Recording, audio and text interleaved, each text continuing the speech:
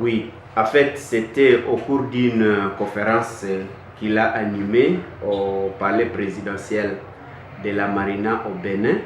C'était le samedi 15 avril 2023.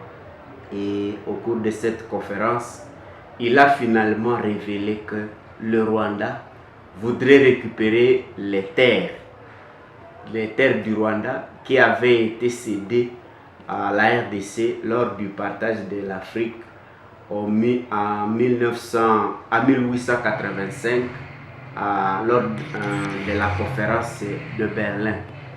Pour nous, nous estimons qu'ici, il s'agit d'une trahison de plus et qui mérite assez que cette fois-ci, le gouvernement congolais puisse se saisir de lui. Parce que finalement, il vient de s'afficher comme l'instigateur des troubles en République démocratique du Congo. Et il a même démontré qu'on a essayé de résoudre ces conflits depuis 2012, selon ses dires, avec les RCD, les CNDP, les M23, mais le problème est resté. Et pour nous, nous pensons que les gouvernements congolais, les parlements congolais devraient se saisir de lui pour le mettre en accusation comme le principal agresseur de notre pays. Et même les grandes puissances devraient utiliser cette opportunité pour que le Rwanda puisse être sanctionné, et principalement le président rwandais. Parce que en 1885, aucun Africain, aucun Congolais, aucun Rwandais n'a participé au partage de l'Afrique. Ce qui veut dire que tous les pays africains connaissent les mêmes problèmes s'il s'agit du problème du partage.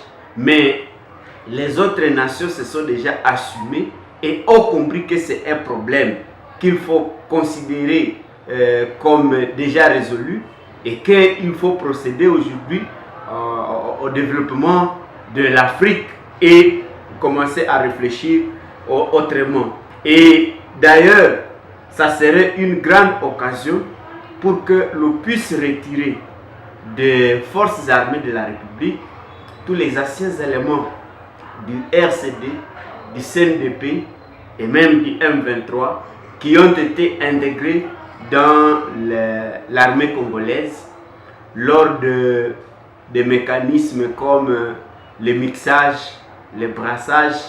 Et à cette occasion même, il y a certains individus de ces mêmes rébellions de Kagame qui ont été insérés dans l'administration publique. Toutes ces personnes doivent être retirées et permettre à ce que l'on puisse développer le Congo sans les Rwandais qui continuent à nous agresser. Mais s'agissant de Kagame lui-même, nous pensons qu'il est grand temps qu'il cesse de continuer à banaliser les vies humaines en République démocratique du Congo. Nous en avons connu beaucoup de morts et nous pensons que c'est assez. Il doit arrêter et ce qu'il pense obtenir aujourd'hui, il ne l'aura plus. Parce que le peuple est déjà debout, il va s'élever.